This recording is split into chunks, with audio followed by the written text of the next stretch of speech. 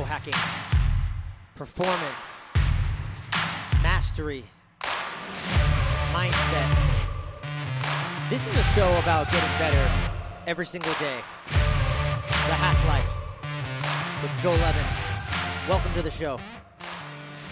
What's up, guys? Welcome to the show. Happy Friday. This is a special episode that I'm dropping early.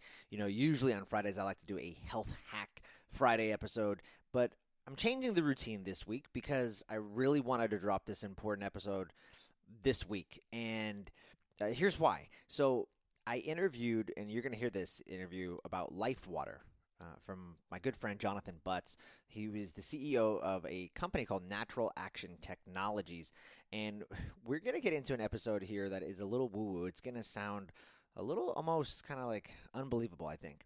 And so I want to just do a little quick intro so you have some background to this. Now, I just got back from a 2-day camping trip in Idaho, and we were in an area where there were geothermal hot springs, and it was amazing because after listening to Jonathan and learning more about water and how there is this life to water. And we like to think of it as just, oh, yeah, it's just H2O, it's just molecules. But he really dives deep in this episode of the difference between a lot of the water we're drinking is stressed out water, believe it or not, or it's just dead water. Think about all the plastic bottles that you're getting. The water sitting on the shelves, it's just dead. But natural water in its natural environment, it has a life. It actually breathes. It has a charge. And believe it or not, it almost has like, he talks about it, it has this DNA. And it has a memory, actually, that it can even store. So where if you go to certain places in the world, it has this. And I really felt this kind of energy, this life water, when I was in the river, over the weekend, and I was in these geothermal hot springs. And we always hear these people entering the hot springs, and then they come out like cured of whatever, or they got this, I have no idea, injuries and stuff, and they felt better. So it's really interesting, and so I think this episode is going to be important. Jonathan is a very smart guy, so just stay in tune. Some of it gets a little geeky in the science, but if you stay throughout the whole episode, it will really make a lot of sense. So stay tuned to the end. Also, if you're interested in learning more about Jonathan's company, you can go to www.naturalactiontechnologies, and he's got a great website kind of talking about the education of water. You can sign up, become a member for free, and just learn more about water and the difference between life water and the stress water that I'm talking about. And then also, if you're interested in buying some of his technology, because he does home systems, and they just came out with a new shower unit. If you're interested in buying anything from them, Jonathan passed down a coupon code for us. The coupon code is, depending on what products you're getting, it's Joel Evan -10 or Joel Evan -20, depending on how much you spend. So try either coupon and see which one, depending on what you end up purchasing. So hopefully this was helpful. All right, guys, without further ado, welcome my guest, Jonathan Butts. All right, I'm here with Jonathan Butts. He's the CEO of Natural Action Technology. It's a company that takes dormant, dead water and puts life and energy back into it. Jonathan, welcome to the show, man. Thanks, Joe. Glad to be here. Yeah, man. This is going to be a fun one. I think a lot of people, they're thinking, what are you talking about, Joel? What, dead water? This is just ridiculous. Like, what are you talking about? But I got a chance to meet you in person. We were at the Biohacking Congress event in Las Vegas, and you were kind of blowing my mind with all the things you were talking about. And I've seen a lot of some of the health folks talking about this idea of structured water, and we know some of the folks from Somavedic and our good friends at Lila Q.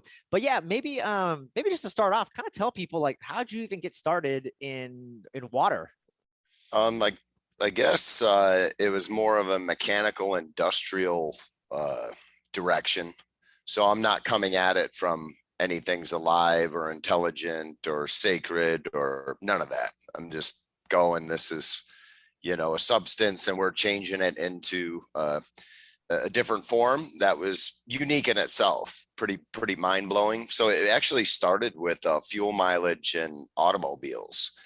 And I had a history with racing and race engines. And so there was an engine side to it, right, that I was really passionate about in racing.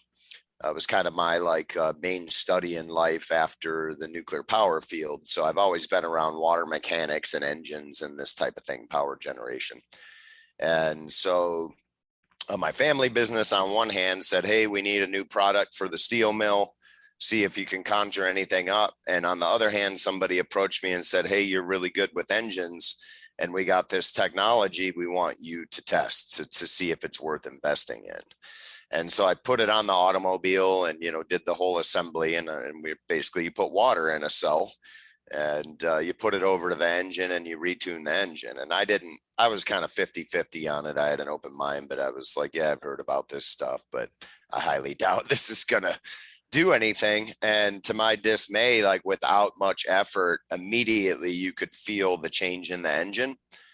And then I went on to verify that, yes, indeed, you can reduce emissions and increase fuel mileage with this addition. And a lot of people automatically drop to calling it hydrogen.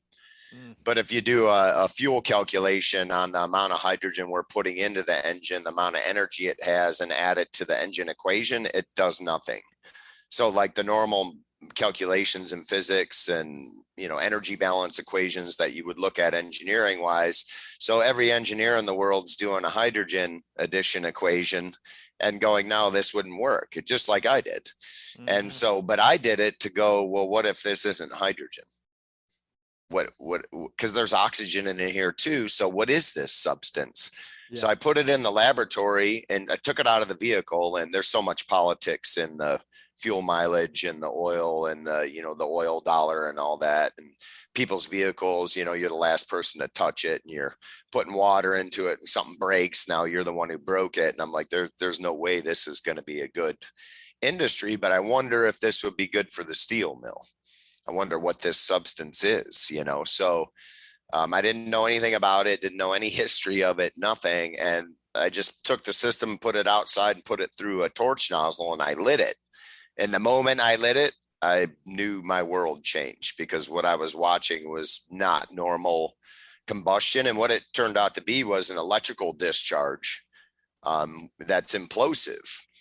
And so I didn't really know much about studying implosion neither. And then I got on to Victor Schauberger. I did a bunch of tests to show that this was actually just a water vapor that's highly charged. So Wow. It's basically like a vapor that's like a battery.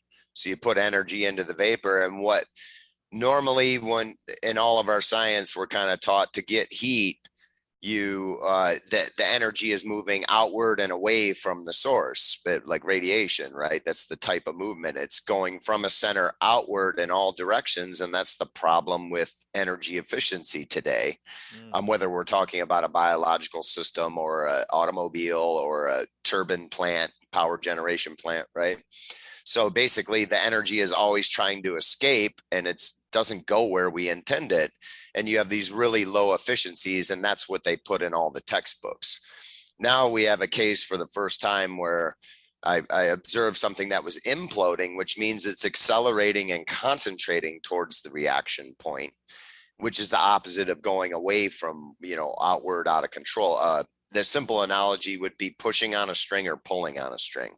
If you pull on the string, it gets organized and follows the source of movement. If you push on the string, it just bundles up and won't go where you want it to go.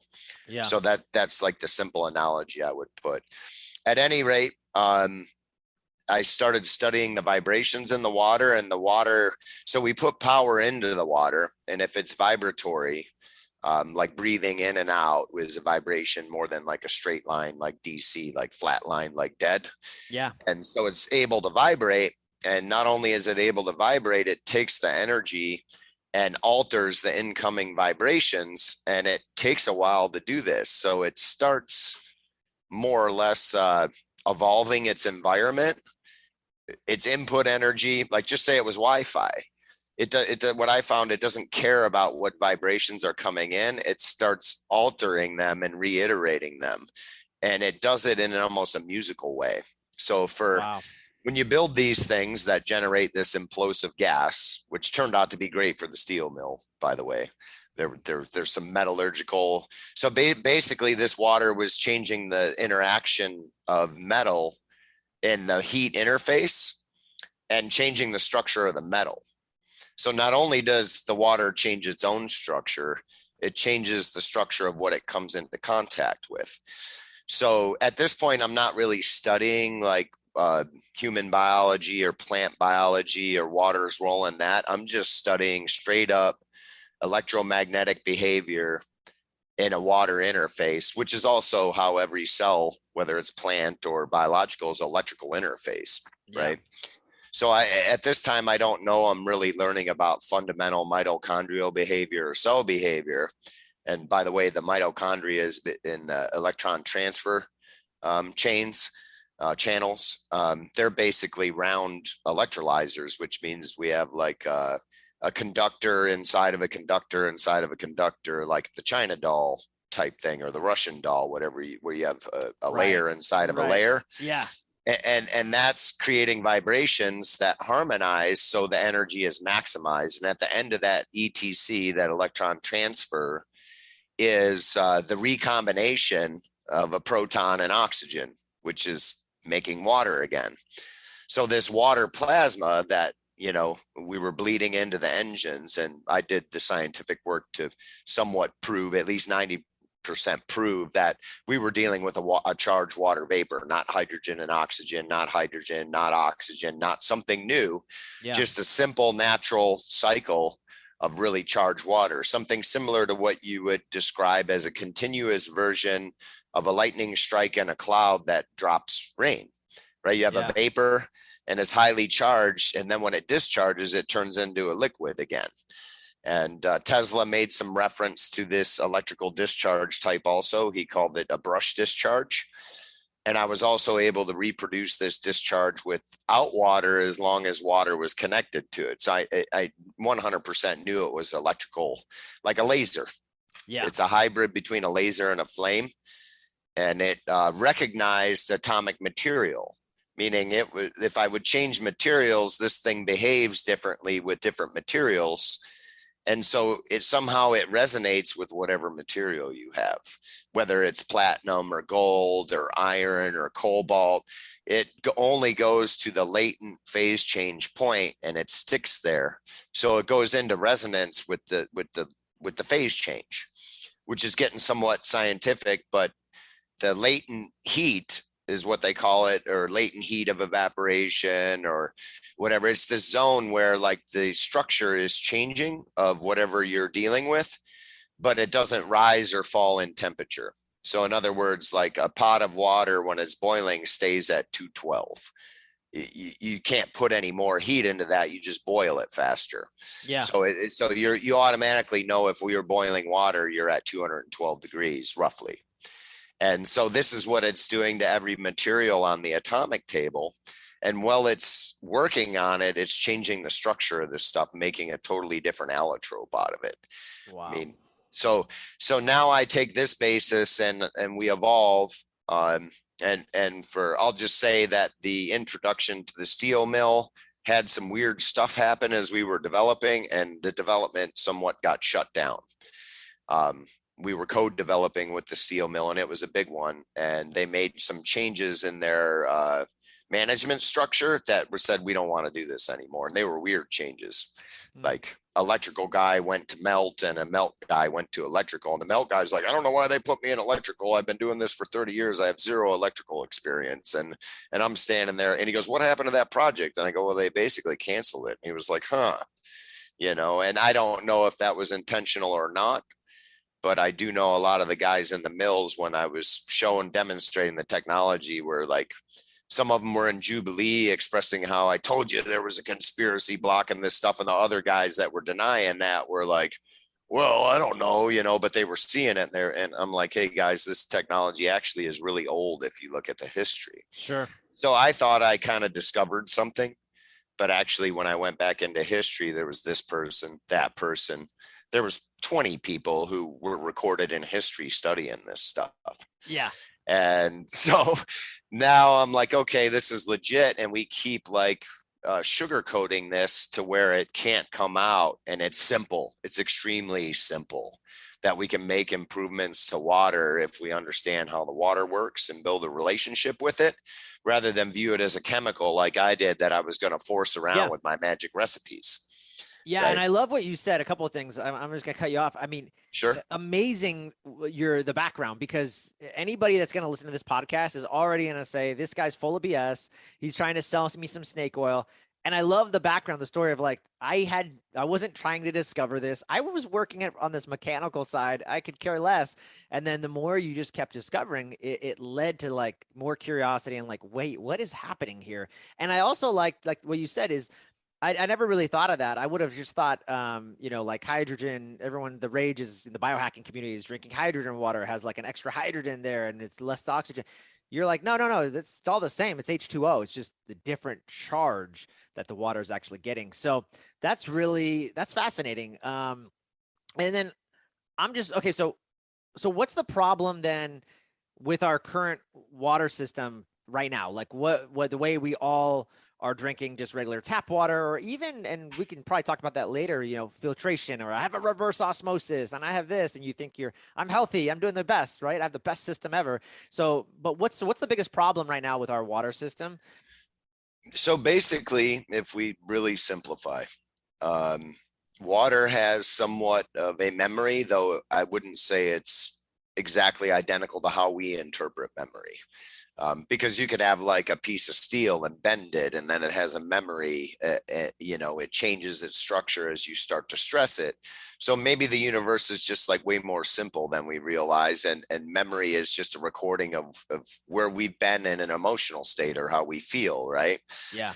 And we're made out of water, and our brain is especially like made out of water. It's like the highest degree of water content in our body. It's pushing up towards 90% for a healthy brain. And so I even started to think at one point, I'm like, geez, what if the brain works based on how water works? After what I've seen, that's not too far off. Yeah. I do, there's always an individual soul element, but maybe the mechanics of how this brain computer works and how our cellular body works is very much like an authentic intelligence rather than an artificial intelligence, which is a little bit more like programmed, like, hey, we want this to happen, so we're going to allow the computer to adjust everything until this happens. But Yeah. the human says this is what should happen, whereas water is going, no, this is what should happen, and I change with the real world, real time, all the time.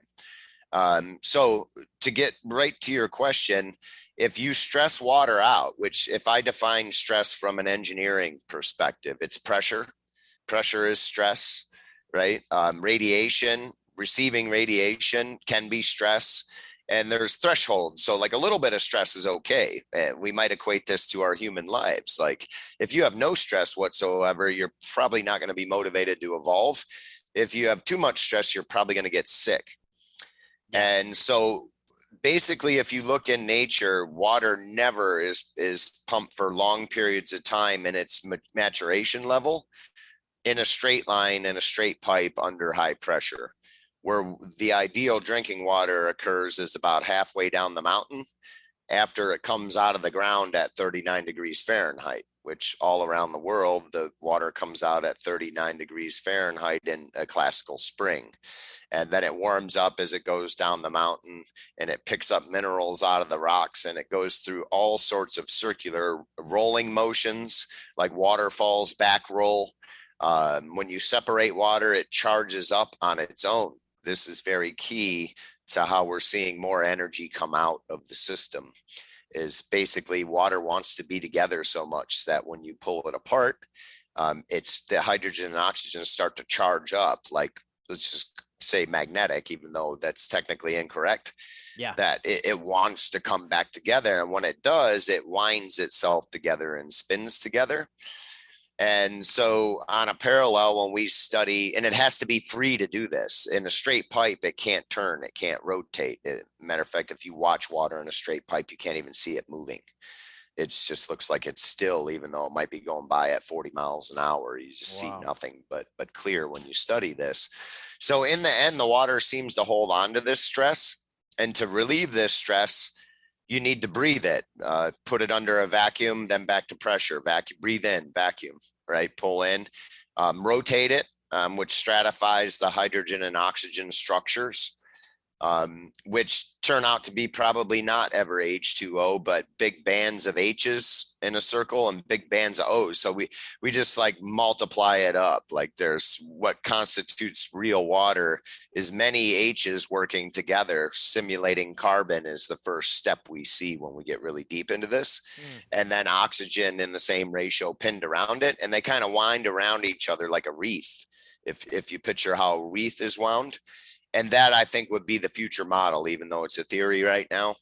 That's what we came up with by visually observing this lit like laser, where we're actually watching the water illuminate and watching it work with other things. Whereas I would have never got that knowledge studying liquid water.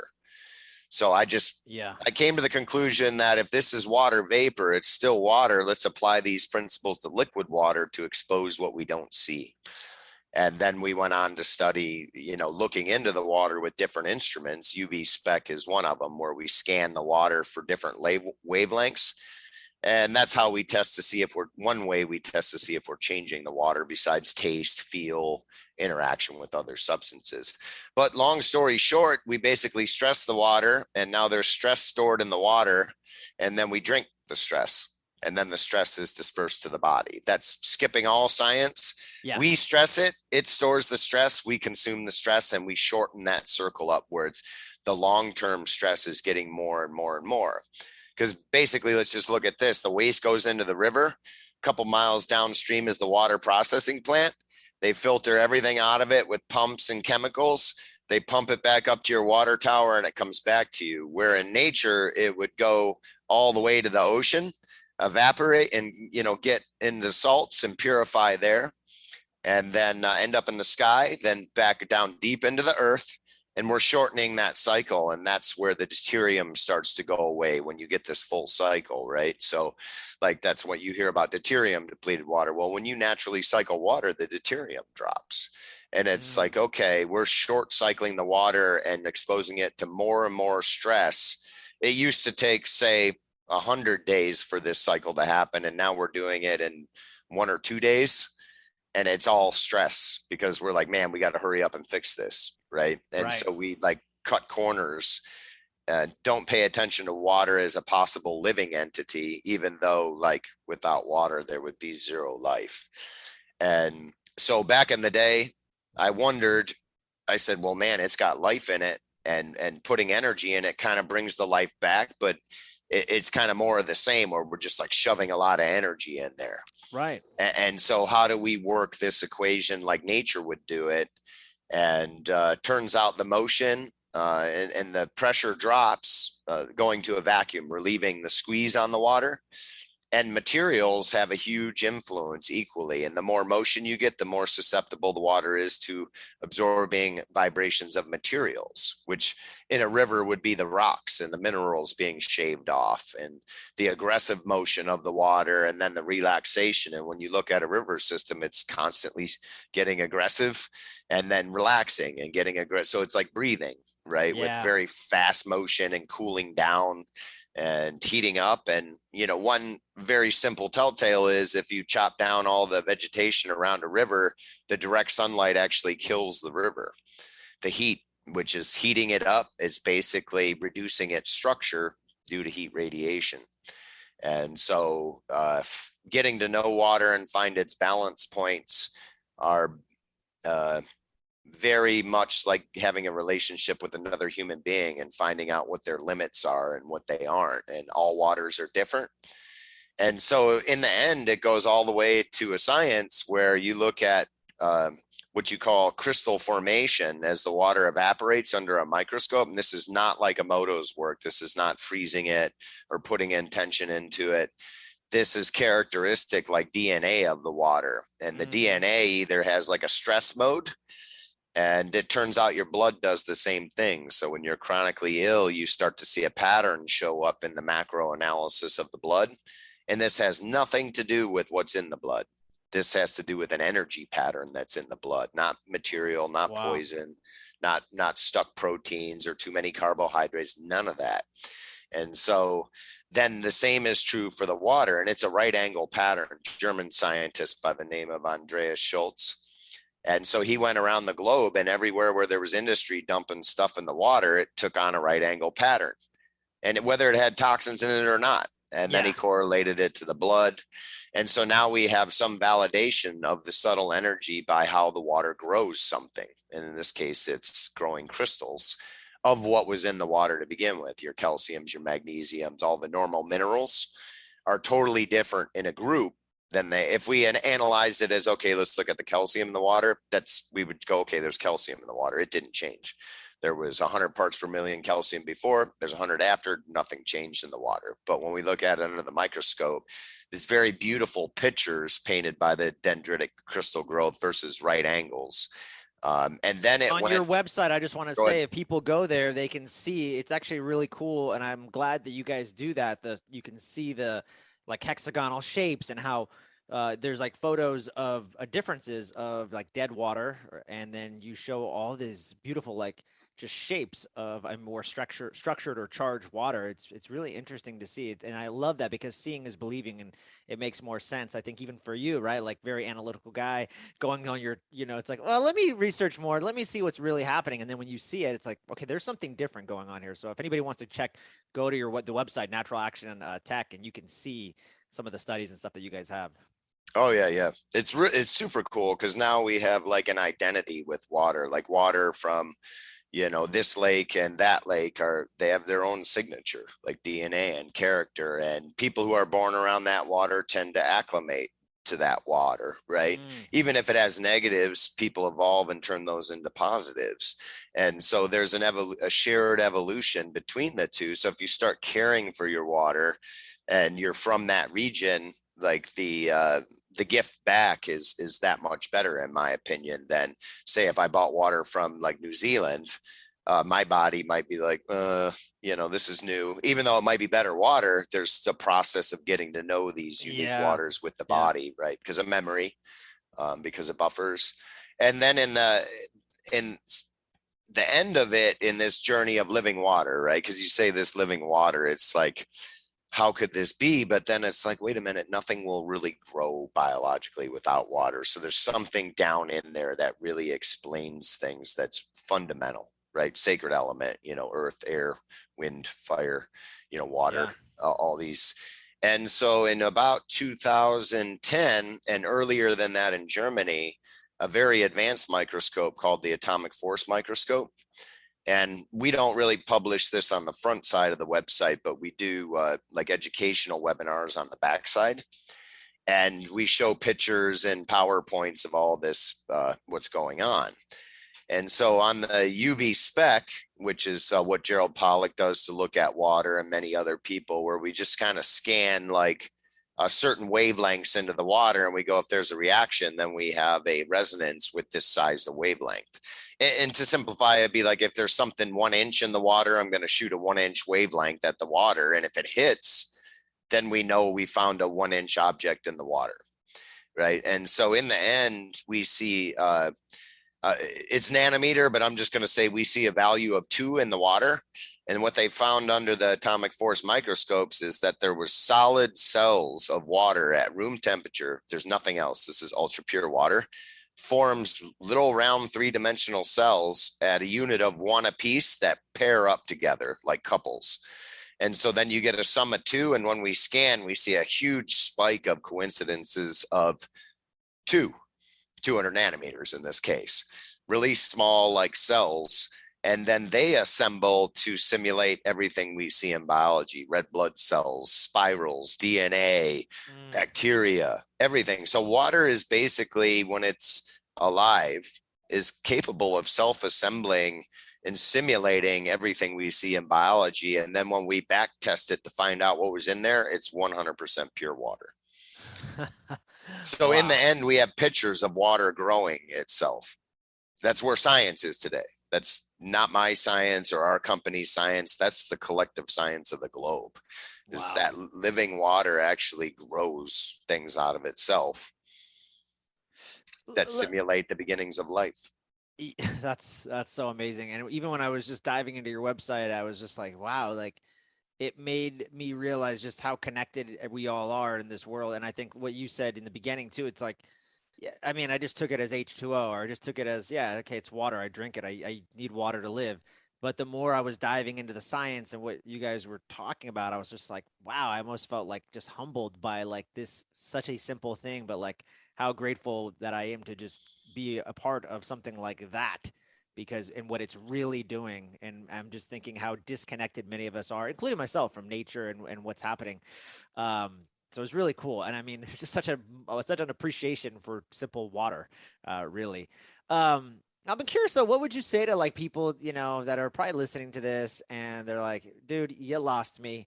Uh, you're talking about, I've been drinking Crystal Geyser water for years. I have no health problems. So what's up with that, Jonathan? What do you, And what do you tell these people? Crystal Geyser, I really like that water too, by the way. Oh, Uh, okay. so By the basic, way, none of us are affiliated with Crystal Geyser. yeah, Yeah. but basically, when you take water out of its in normal environment, whether it's coming into your home as a pipe or whether we buy a bottle of bottled water that's good, like we're Yeah. talking about, as it goes through that process of being bottled and trapped and kind of plastic's really not a natural container. And I don't get worked up about like knowing what I know about water, about like all this minute stuff, like, Yeah. you got a little plastic in your water. Now you're going to lose your testosterone. Your life's going to be ruined. So you got to Yeah. buy this type thing, right? Good water has the ability to work with your body and work with toxins, right? So in the end, basically, these devices, which we call revitalizers or water structuring units or water vitality units, took off in the history of Victor Schauberger, who is just excellent at the macro subjective analysis of water. He was a forester. Highly recommend, for a good read on getting deeper into this, yet in a not too much of a scientific way, more of a philosophical, subjective way. Yeah. About his relationship being a forester and what he learned from older cultures. So a lot of the stuff we're talking about today was handed down through the Amish communities and the Hutterite communities, and like they all and biodynamics and Rudolf Steiner, right? They were all doing this as part of their earth health to human health mechanisms, and it's they make a good argument if you have real experience with the different ways of growing things, a mechanical way versus more like a Native American way, where you're honoring what's growing and interacting with it like it's all alive. Yeah. Which water is a good bridge there, in my opinion. But more or less, it has a benefit and it has distinctly different behavior, and it's practical and it's more spiritual or subjective. So there's both. Like a good water revitalization unit, like your shower will probably hardly grow mold anymore, and the scale buildup will be softer, not harder. It won't take anything away, but when you go to wipe it up, it's soft, and so it tends to wash down the drain, or your body's now has calcium that it can absorb, whereas before it was the calcium was dominated by the stress of the water, and the water was squeezing the calcium, making it more like concrete, and your body can't break that down as well. So basically there's a very rapid change in the properties of the water by relieving the stress, and that's what these devices tend to do, is relieve the stress in the water. And then almost everybody I know, even the doubters who genuinely try these types of technologies, has an aha moment, and they're all different. Some people are like, my dog won't drink the other water anymore. I stopped using the unit and the dog started drinking less water. It would wait till it was dying of thirst before it went over to the bowl and the drink. Then I did this again and the dog was going over there right away and drinking. Horse farms. We just did one trough. We bought a inexpensive unit and treated one trough, and the horses are 90% drinking out of that trough. Only now, I even know people who do coffee enemas, and the coffee absorbs so fast in their blood when you structure the water and do it that it gives you heart palpitations. And Wow. multiple people do that and go, I didn't really see nothing obvious until we did that. And then I was like, holy crap, what is Yeah. happening? And they were like, I can't do coffee enemas anymore. And I'm like, no, just use less coffee. Right. Yeah. And that's the Yeah. whole story, is the water is a catalyst for all biological life. And if you make a minor improvement or major, depending on how you want to look at it, the whole process begins to gradually change. So you see like gut bacteria will change if you start drinking a living water versus a dead water. And these little things don't, it's not instantaneous a lot of times. And these devices in particular alone don't do filtration. We do filtration also, because it's important to clean the water as much as you can without wrecking it. What kind of filtration do you do or do you recommend for people? Carbon block, you know, in particular, certain types of carbon block have a positive signature on the water where they don't degrade it. Normally filters, you're shoving the water so hard through a media that you're kind of tearing it apart and stressing it. Yeah. And carbon blocks have like a bunch of worm channels and tons of surface area. So it's almost like it's simulating riverways, in my opinion. Yeah. And one of the biggest things water responds to is higher structure of carbon, like diamonds or graphite or graphene. Yeah. Right. Coal or activated charcoal, not so much. So like a charcoal, people go, oh, look, this carbon filter's $10, the one I get at Home Depot. And it's like, no, that's not going to help the water. That's the wrong style of carbon here. We want carbon more like a diamond. So carbon block is actually squeezed like you would make an artificial diamond. It's not quite as far, but there's a lot of pressure squeezing this, and the carbon responds with an increase of structure, just like with a diamond. And so in the end, before or after, like the revitalization units, the quality is really good with the carbon blocks and they last. This is the major difference. Most filter companies test their filter right away and they don't subscribe to like the test batteries that are end to filter life, because if they did, you would see the filter wasn't really working that good anymore. Yeah. And the carbon blocks sometimes will last for, I've had mine for almost 3 years and I haven't noticed a single. And we do it at the sink where it's the drinking water, right? I don't do it on the whole home because then we burn up the filter really quick. Right. And the pressure drop across these is too much. So I have like a separate spigot like RO, except RO is, you know, strips everything out of the water. And then you got to put stuff back in it to kind of get it to go right after that point. RO water being like distilled water where it's good for flushing your body. But it's not so good for daily drinking. You'll flush well, but then, you know, you're kind of flushing too much and not delivering quick minerals to your body, which is really good. Spring water will actually bring balance and energy to your body that you feel. If you're in Idaho at 7,000 feet and you drink out of a spring, I was 24 years old the first time I did that in Montana, and I knew the moment that water hit my mouth, there was something different, but I never thought for a second there would be a way to mimic nature and at least get some of that back in everybody's home. Because I knew, you know, with 8 billion people, nobody's lining up at the springs and we keep wrecking them as we go too. So the odds are terrible.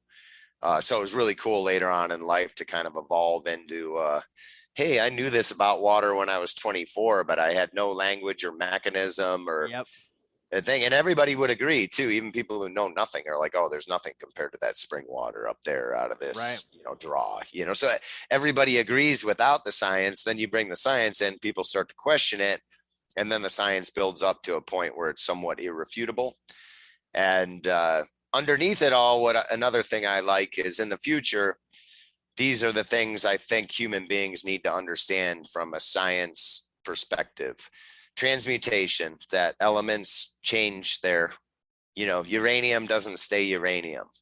It you know, the big elements like uranium evolve back down into the solution. Like iodine is what you take when you get radiation poisoning. When uranium breaks apart, it leaves a daughter of iodine, which is the solution if you get hit by the older element, right?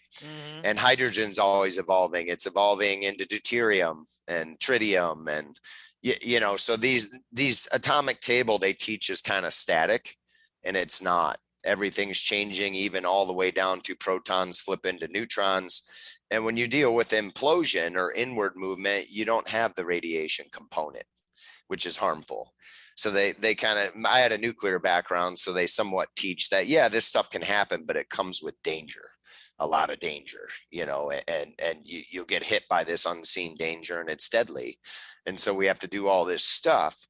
But if we reverse the equation and take radiation to implosion, this stuff is rewound and recombined into new elements. So what you would call fusion. A lot of people, the science puts out that, oh no, fusion's not possible. And we proved this incorrect. So don't look anymore. But actually water's kind of doing it all the time to different degrees.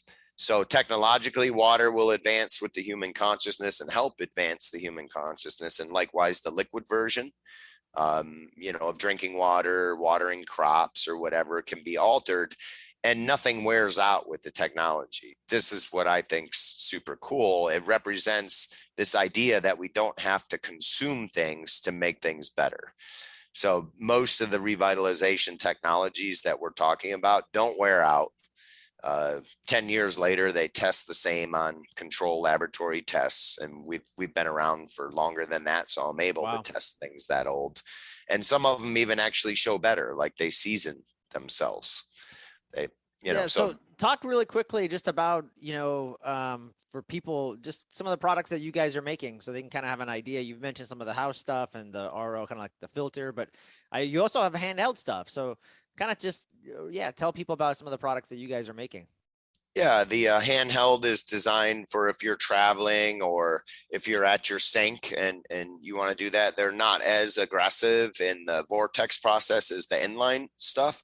But nonetheless, when we were talking about Schultz's work and the star patterns versus the square patterns, the picture on the website, those tests were done with the portable. So typically we take our weakest flowing device and run all our tests with it. If we have any material changes or we're developing, how can we do this better than we were doing it? So the portable device is basically a funnel with what is called a flow form in it.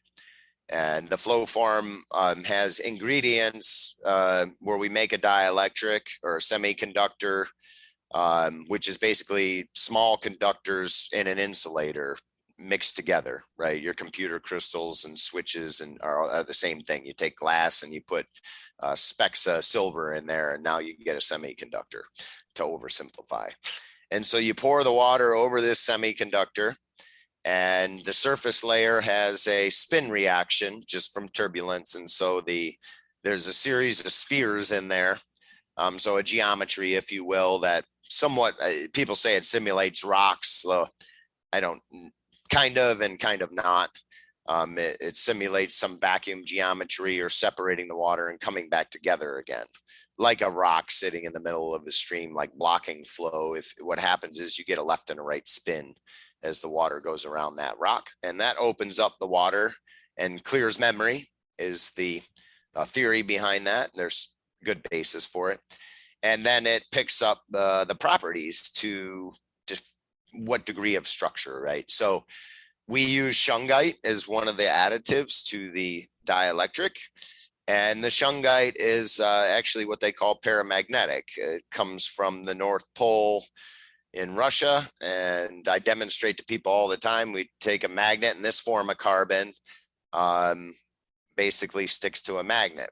And so you have some magnetic properties going on dispersed throughout the flow form. And some of our more advanced units actually use special arrangements of magnetics to further add life force charge to the water. So that's been my fun, is studying all the history of this stuff, which none of it's new. Yeah. None of it. The further I go back, the more I find people really looking at this stuff. So a lot of my studies go to the late 1700s, when the scientists were really clear in mind and had pure observation, because they didn't have all these engineering equations telling them how everything was going to come out. Yeah. And so they were making the equations, and the equations they were making are different than the equations we have in physics today. Meaning, I'm pretty sure somebody lopped off the other half of the story because there was people raising their hand going, wait, that's not what I said. There's this other side to it. And, the dictionary and the educational system at the collegiate level all the way back then was like, no, we're not going to allow this. They just scrubbed it. They just scrubbed it all out. Sure. I mean, you look at Tesla's Tesla's work. He's about to tell you something, and it's like, no, there's no answer. It was scrubbed out. Yeah. know? Um, I'm curious too, and this is not to badmouth anybody or any other companies because that's not what we're here to do. And I know Yeah. that's not your take either. I mean, you're just Mhm. you're here with an abundant mindset and you're just trying to serve and deliver good stuff to the people. But I know I'm gonna get questions about this, and like, well, and I'll just give you an example. Like, I have a Somavedic, like it supposedly structures the water, and they've got some good data. Like, I use distilled water and then structure it. Am I good, or would you say no, Joel? You could still benefit from a revitalizer. Yeah, definitely. I mean, let's just say you're in the airport and you got to buy Dasani water, What about right? yeah? Besides Dasani, what if I just want to get a glass of wine? Can I put it through the? Oh, absolutely. The Okay. wine, yeah. I don't think we've published it to our site yet, but there's panels of people who like judge beer and whiskey and winemaking, and they've been doing it a long time, and they tested whiskey, beer, and wine, and white wines, red wines, and they came up. They let the panel review it, sommeliers, all that stuff, right? And they were like, in every way, shape, or form, we generally view this as an improvement in taste and feel, Yeah. across the board. Yep. Smooth and Interesting. smoothness, right, is our quality. So Yeah. now you can, and there's a science behind this from a chemist standpoint of electronegative and electropositive. So carbon next to oxygen is the most electronegative substance on on Earth, basically. That, which means it will store or absorb electrons from surrounding bodies. So if you're electropositive and you come to me electronegative, I'm gonna kind of grab some of your electrons, Yeah. and as long as we're in the proximity, I'm gonna take the stage, right? It's what it kind of amounts to put it in layman's terms. Yeah. And so the oxygen and the carbon are really what we work on, because we talked about that simulation of water, like simulating life. Well, it also simulates carbon. And we kind of know this because we can ignite it and it will behave like a fuel. And we can also put a little fuel and the implosion will turn to an explosive. So we see this chameleon effect going on water where it's like, oh, I got a little bit of this. I'm going to copy this behavior and amplify it, or I'm going to turn this toxin off, make it so it's not so radical to the body. And I'm going to grab it, hug it, and not let it go as I'm going through the body. Right. Which, if we all detox by drinking water, water goes in and grabs the toxins out of the blood. So if it came with them and it has the ability to hold and grab more than it did before, which is kind of the hardcore mechanical of what we're talking about, that the hydrogen is improved and the oxygen is improved in the water, both. Yeah. Not just alkali water and more oxygen, or acid water and more hydrogen, both are improving. So, um, you know, the Somavedic and other range devices where we're basically creating a field and the water is subjected to that field is Yeah. just much more intensified when we're flowing the water in the way that it wants to be flowed Yeah. over materials that the water really responds to. It's just kind of more concentrated and intense, Yeah. and happens faster, Yep. right? And there's less interference because the interaction is one of being inside of the water. Yep. And that's the difference, is the intensities are usually much different. And we have no idea what the limits are. I will tell you this, like some of our like magnetic devices, at first they're like too much charge for people. And I'm sensitive to water. So if I go to like a really good quantifiable hardcore naturopath who like has on medical record correcting severe problems in people. So these aren't like, oh, Reiki, I'm healing your body right now, and it comes back 24 hours later. And these are like hardcore permanent changes people. And so we develop with human sensitives more than anything. The human body is the best instrument. So Yeah. we use them for development. They detect the differences better than our machines. And some of the people that, scanned me and worked on me said like, too much energy in the water is not good for you. Mm. You have to find a balance point. So I can take a number of different units and method. And for me, our regular device, one pass through the portable device, you just pour it through the funnel, right? It comes out the other end into your glass and you drink it. That for me is okay, good, like daily drink. If you're going to drink a lot of this, this is what you would do, is drink this version. Yeah. If you were going to go more towards medicine water, which is where I really like to go with this, and start programming it. Yeah.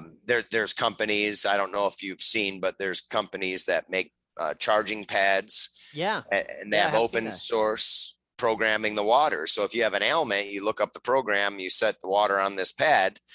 Well, water that's receptive or clean energetically isn't full of noise, right? Because we're talking about really communication here. The essence of life and communication is really what we're talking about, which we don't really understand the universal language. But I have a feeling it's simple, it's not complicated. And human beings would tend to look at it as like hieroglyphs Yeah. in this complicated translation. And I think it's very simple, like breathe, just in the health world. Like Yeah. human Yeah. beings do a lot better if they take time to stop and breathe, right? Totally. Simple. What about another one that I'm not too familiar with, but I know a lot of people hear about it. It's like the Kagan water, and they're telling you that it's single file organized water. Is there any data to that? I know you're smiling, but it's like, does that even make sense, or are you just more like, Could sure, it might work, but you don't need all that. Well, and I'll be straight. Kangen water works because it's basically what I spent all my years studying, was electrolysis across plates Yeah. and the response to the water. And so Kangen basically marketed alkali as the reason, and that's absolutely ridiculous, because you could poison somebody with alkali water. Alkali alone doesn't mean anything. Yeah. So the Your quality body of alkalizes everything once it comes in anyways, right? you're totally acid, and then it's moving towards the alkali, right? Because your blood is alkali, but it's very small alkali. 7.2 to 7.4 is the blood, right? So the whole process goes from acid to alkali traveling, and then it switches again in the inside and the outside of the cell. So when you walk the pathway, it's alkali, then it's acid, then it's alkali, then it's acid. And, there's these processes that all have to be in balance. So, nature and the human body tend to work pretty good between 6 and 8. And, if you drink 5 and 9 and you're not doing that all day long too much, your body's going to rearrange that. And it might be the mineral acid benefit, like a humic acid or a fulvic acid, right? Yeah. Really, really good for the body when taken in the proper amounts. Yeah. Right. And so we get to tuning your body to the proper amounts, and communing with water may be a way to understand what your proper amounts are, right? Having a relationship of paying attention to how you feel when you drink the water. And that's what you said about people's differences, right? And natural biomimicry versus electromechanical. With Kangen, you're basically putting amperage, which is disorder, and heat into the water. At the same time, the water is absorbing other elements that are positive. And in the end, the reason why alkali Kangen water works is because they're favoring the oxygen side, and the toxins are binding to the hydrogen side. So classically in water, hydrogen is kind of like your garbage man, but you want your garbage man to be good. Like, you don't want them to show up and dump half of your can on the lawn as they're putting it in the truck, right? So you need both. So marketing tends to oversimplify and lean on one or the other. And then your average person calls that a science, and they go, well, I thought alkali water was good for me. And it's like, certain types of it are. And certain types of acid water are good for you. And a good water can get in a line if it needs to. Like they talk about, it gets in, there's Russian science that says, it gets in this line so it can travel through the aquaporines. Nobody's actually ever done a study to totally prove that in any way, shape, or form yet, even though we talk about how would we do this study. We were actually working with doctors in Manchester University prior to COVID, and they were wanting to run this test, but they were going to look, they didn't care how the water got in the cell. What they were going to study is the mitochondrial function and see if the efficiency improved. Because they're like, in the end, the cell needs to work better. If the cell works better with this water, that's good for everything and all things as far as the body regenerating themselves. And the reason why they wanted to do that is because they saw that behavior in the water revitalization process. They don't always see that through filtration. Matter of fact, with the kidney patients with RO water, they see a lot of problems. Wow. And so one of our guys who came to work for the company basically said it didn't heal my kidneys that were failing, but man, did it make my after dialysis process a lot easier. The cramping was way less. I had more energy, right? And so, the doctors that are on the cutting edge see that the RO water being reinfused with potassium and sodium like they do, they rebalance the electrolytes and do all this analysis of the blood during dialysis. They're basically starting to recognize that the water's off, and the Native Americans recognize no matter how much we clean the water, it's still not right.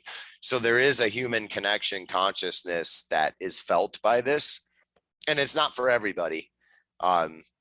We have a really good open return policy in 90 days. We don't hassle people at all. We just like to know what their reason is so we can learn from it to see if we can get a broader bandwidth, but it's at 98, 99% non-return. And these items aren't inexpensive. It's not like they're $20, right? These are significant items that people would be highly incentivized to return. We do have issues with people over claiming what the results will be, and we get some returns from that. And in our sales, deal. And to me, water is the binder of all things, to harmonize all things, not the thing that solves your problems directly. That's my take on it. I wanted to ask, any exciting projects that you're working on right now?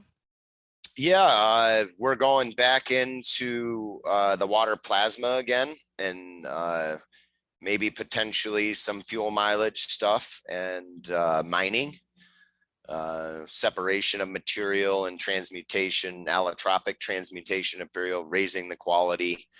We're starting to tap into a little bit of over unity energy systems, which those are kind of pinned down by science right now. So science says the best you can get out of a system is 30% in the engineering cycles. And really what we get is like 10 or maybe 20. And so there's a lot to go before we even break the sound barrier, if you will. And overall, it just has to do with the state of the planet. And I'm not one of them people like, oh my God, CO2 is going to kill the planet overnight and we're all going to die. I'm not a fear-based guy at all. I think that's all sold because a human being or a plant or water in fear or in stress, let's change the language. So the plant, human, or water in stress cannot epigenetically evolve because it's in survival mode. This is what they talk about with your nervous system, the parasympathetic and the sympathetic. When your body goes into stress, it can't evolve anymore. You can't adapt to the Wi-Fi. If your body's de-stressed, I'm confident with what I've seen that the water will actually adapt to the Wi-Fi, suck it in, absorb it, rearrange it, and call it a positive energy change in the end if we're forced to be faced with. Is it the best way to do it? No. In my opinion, there's other ways to communicate. Tesla talked about these submarines represent these other ways to communicate that are non-harmful because they use natural earth frequencies. So again, copy nature. And so if we travel our communication like Tesla did on a low frequency like the earth, it's low power and it can carry more information per unit cycle too. So, I mean, everything just got really backwards on it. And I tend to look at it like, hey, the universe likes to keep it fun for everybody. And this stage and this scene was, hey, let's do everything backwards for a few hundred years and see what happens. And now we're like, hey, just do it the opposite and it'll start to correct itself. And believe that nature is powerful enough to correct herself. And that the universe doesn't want to destroy us all. I want to run into some lightning questions. But lightning round questions. But before I do, anything that I didn't ask you that you wish I had? No, I mean, it gets more technical as we go, but I was probably technical enough. So you were pretty technical today. I almost feel like I'm going to have to go back and not dumb it down for my audience to say that anybody's dumb. I got to dumb it down for myself and say, okay, what did he say? But this was some high level stuff. I think it's definitely gives, it just really shows this is beyond just some filtration system. And I hope people at least walk away with that and go, wow, this this guy made me curious about water, and I want to learn a little bit more. And you guys have actually a really great website, and people can become members, and actually you have a whole learning portal. So it's really neat, like what's offered to people too. So I get real deep into some practical charge conditions and health, human health and plant health. So we've had like research farms. So we're not just metadating or reading other people's stuff. We're actually hands-on doing the work ourselves to verify older systems and bring them modern, because we've advanced in some ways. And if we use our advancements with the old principle knowledge, there's really good help in there for, how to help balance the human body's energy and how to measure it. It was simple, cost effective, cheap stuff. What it really means, what most people don't know what pH means. Yeah. We talk about it all the time, and, I would say pH means speed, just to give people a little hint of how it all boils down. Alkali is the brakes on a race car. Acid is the accelerator. And if you want that car to go around that track fast, you need good both. That's simple. Yeah. If somebody says, hey, we just got brakes, I'm like, yeah, you're still sitting there and bored. Yeah.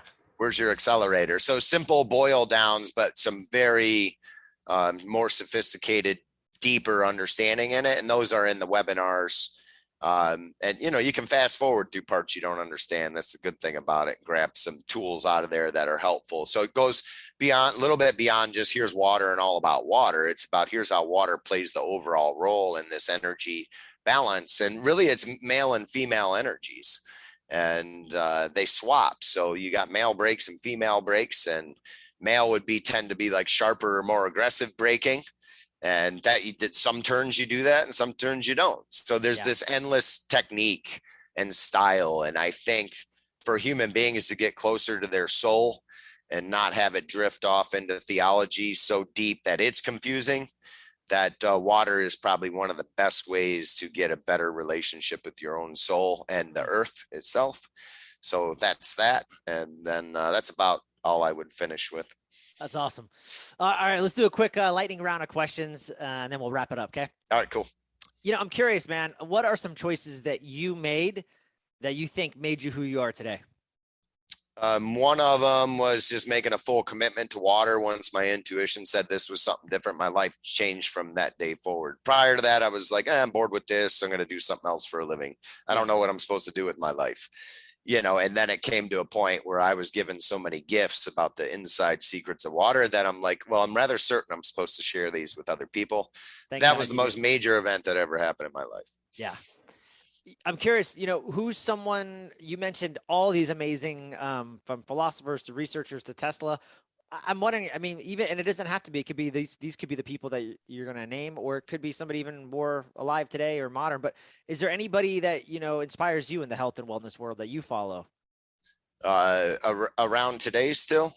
It doesn't have to be. That's why I'm asking, because you've got so much great, I love just the more I talk with people like yourself or Ian Mitchell, and I'm just like always blown away by, I love that you said that like, you're like, dude, all this work has been done before. It's just, the more I start to learn about guys like Tesla and Rife, I'm like, holy cow, these guys knew things 200 years ago, or was it 100 years? They knew things, and they were on the cutting edge. And I just feel grateful that there's people like you that I feel like are doing their work again, because that, let's just face it, big pharma, and like you said, the medical association, they just tore it up and said, Rife and Tesla, their labs, from what I understand from historically, were just destroyed. So and so I just feel grateful that there's people like you that are furthering the knowledge and saying, hey, finding something here. And it's so cool to see that these guys did it too. Yeah. So, and each one of them, when you get into their work, and my answer would be Rife more on the health side, and then Béchamp before that, which I believe is why Rife was spending 20 hours a day under the microscope, is because he believed in pleomorphism versus germism. And he was attempting to make that argument. And along the way, that is part of how you understand the defense against so I've worked with Rife microscopes and the back engineering of them, and some people that are way beyond me, and I'm thankful for them because they boil it down for me. They kept going down that rabbit hole, and their elders, my elders that simplify and teach me things that I just absolutely am grateful for. And I'm interested in it. I don't take that kind of, oh, these evil people ruined it for all of us. I take it as a what is. This is what is. Yep. And I'm not afraid to change it and talk about it. And I never will be. You know, that's I've been doing this a long time now. And I just think it is so cool that why would you rip this from youth's excitement about doing practical things in the world? Because if you look into a Rife microscope, it's like going into outer space.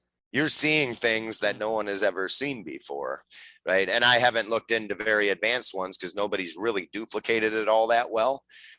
But we went far enough to see that it was possible and come up with some practical solutions in that world of understanding cancer and what it is and what it isn't. And there's some really cool stuff there about human pregnancy, actually, that teaches us about cancer, because, you know, the human zygote is born as a single cell with no nucleus, and that's the definition of cancer.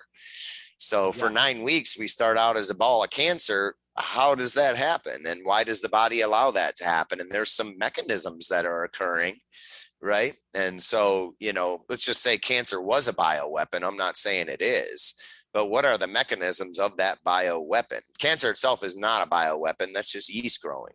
Yeah. And then it gets in a group and it becomes a fungus or a mycelium, whatever you want to call a group single cell with no nucleus. Yep. Right. But it's an incubator for things that are pretty nasty. And so these critters are all smart, right? They're in your body, and when they network together, they're intelligent. You can study all that intelligence of the critters. And I've had experience with that, where the critters, like, you know, they were doing things in my body and they're intelligent about how they're doing it. That might be why, like, if you've never eaten sugar all your life and all of a sudden you start craving sugar, a lot of it, it's a good sign that your microbiome has taken hold, and you're going to have to do something about it, because this will get worse, right? That's simple. Yeah. Yep. It's just simple. Why am I eating sugar now? And I'm like, oh, there's a bigger, you got to address that now, because if you wait, it's going to be a tussle. It's going to be a fight, you know. Candida will throw you around like you're a rag doll. Yeah. I was telling a client about that the other day. We were talking about sugar cravings. I said, well, you might have something else going on, but let's talk. Yeah. Yes. So Rife. Royal Raymond Rife. Yeah. Yeah. You dropped some good ones already, but any books that you'd recommend someone read that, you know, had a huge impact on your life? Yeah, I would say Victor Schauberger's books, because they're not full of math, and it's more subjective and philosophical in this field, right? I got a couple of other guys in race engines and stuff where I really dig their stuff, but staying on topic, Victor Schauberger, and Callum Coates is who does the translation, because Victor didn't speak English. And he was very careful to not screw up the translation over the years. And he dedicated his life to sharing what Victor Schauberger got. And I'm very dedicated to bringing it to practical implement. Yeah. And awesome. his books are really great to read on the depths of water and how nature works.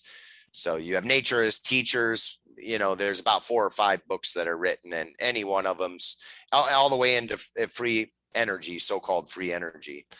Water will play a role in that too, going into the future, more efficient energy systems, as I like to say.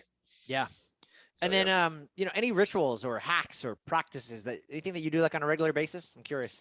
I do pretty much live on dosing of what we call our carbon gene unit to start the day. And I'm a big tester with myself. So even though I know things work, I'll stop doing them for 2 months and then go back to doing them to look at what's going on. I do that with all my animals too, even though I probably shouldn't.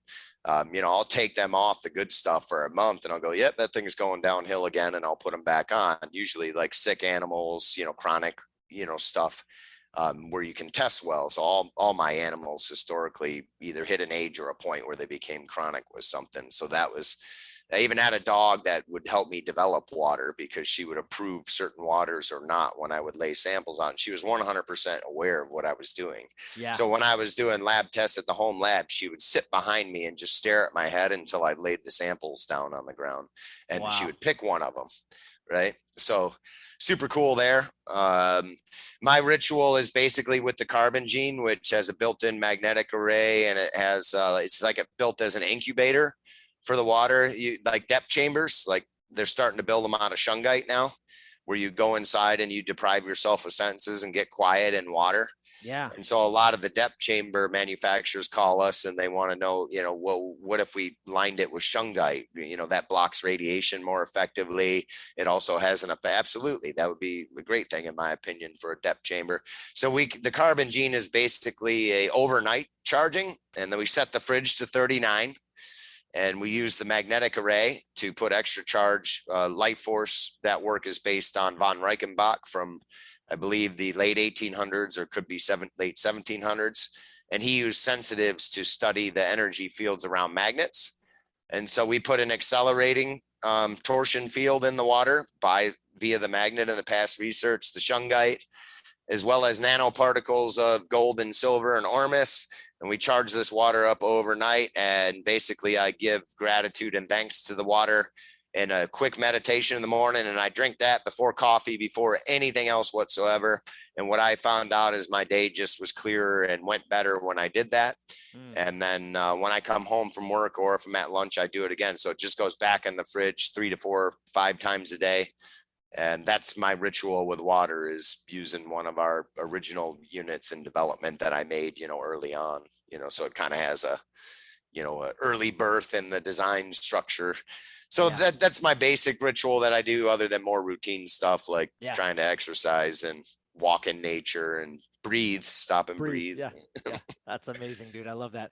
Last but not least, man, where can people find you and the good work at, at your company, Natural Action Technology?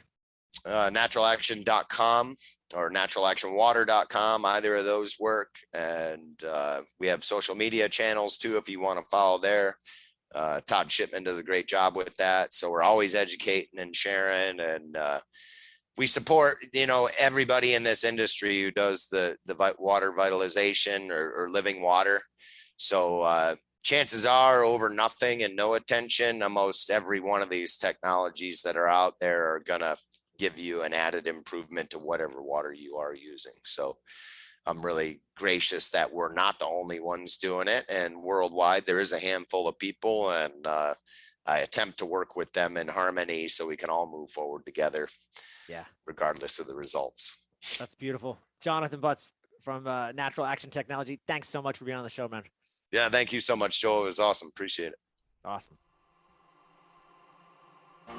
All right. That's it for today, folks. I hope you enjoyed this episode of The Hack Life.